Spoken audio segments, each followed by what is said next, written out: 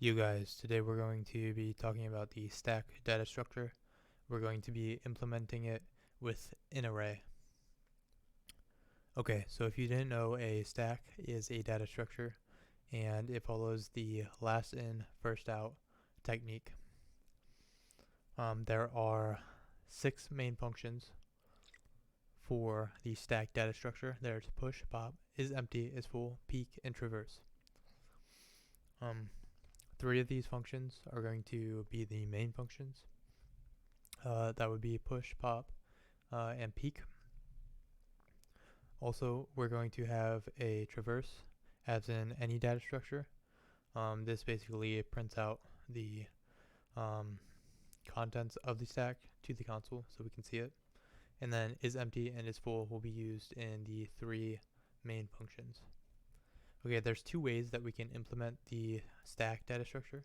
We can do it either with arrays or we can do it with linked lists. If we do it with arrays, it'll be static. So we have to input a size and it'll stay that size for the entirety of the program. Whereas with the linked list, it'll be dynamic and can grow. Okay, so here is the program running.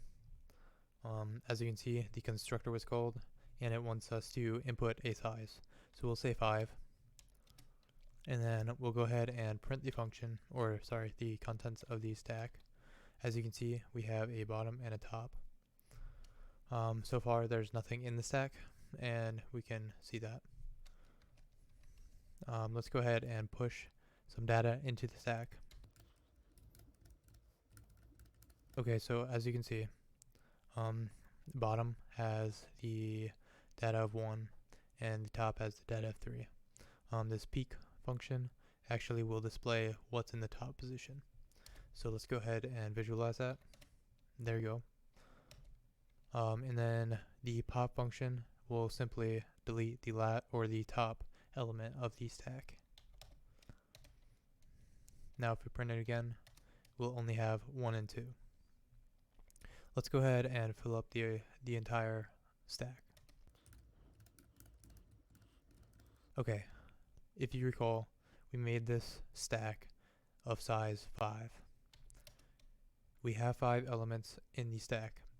When we go to push into the stack, it will give us an error.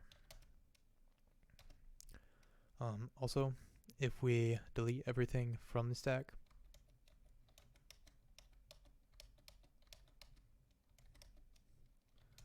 like so, if we try to pop, obviously we can't pop nothing, so it will give us an error.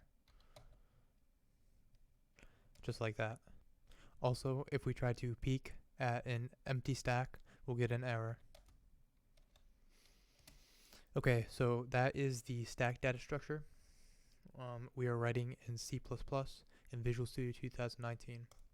I've created 3 files, a main.cpp, and then a class called stack with a header file and a CPP file.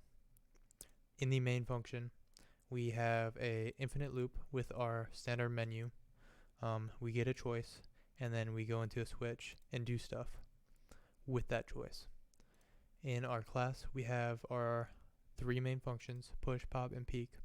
And then we also have our default function for any data structure, print, which is traverse. It's the same thing. And then our 2 sub-functions are is empty and is full. They return a boolean because they are boolean questions. Is it full? Yes or no. Is it empty? Yes or no. In our private section of the class, we have 3 integer variables. One is a pointer called array. The other 2 are top and size. Top will keep an index of where the top of the stack is in the array.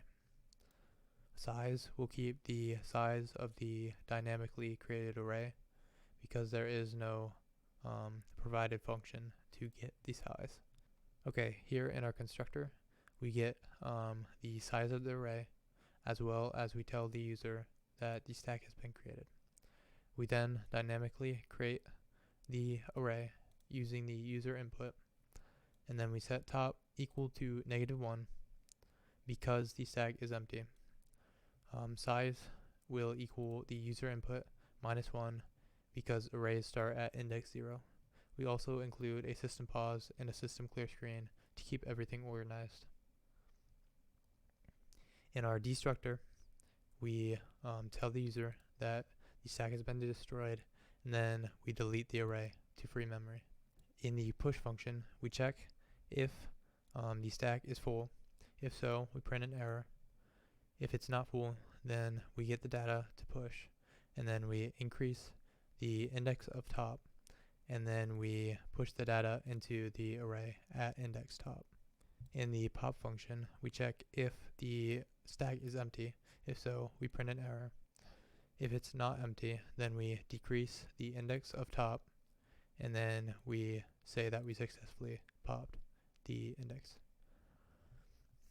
In the peek function, we have to check if top is equal to -1, which means the list is empty. In the peek function, we have to check if the stack is empty. If so, we print that. Else, we see out the top. In the print function, we see out bottom, so we know where we are in the stack.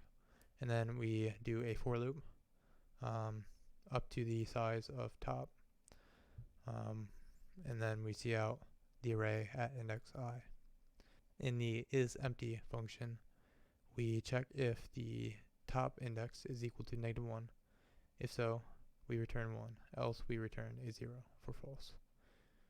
In the isFull function, we do the same thing practically. We check if top is equal to the size that the user input. If so, we return a 1, else we return a 0. Back in our main.cpp, in the switch, I simply called these functions using a stack object that I created at the very top. For the directories, make sure in main you include the stack.h header file. In the stack.h header file, make sure you include any directories that you're using. The only one I'm using for this data structure is IOStream. Alright guys, thank you for watching. I hope you enjoyed that and learned a lot. All the source code will be down in the description if you guys want to take a look at that, or if you get stuck. If you guys have any suggestions on video content, go ahead and leave that in the comments. Thanks again. See you next time.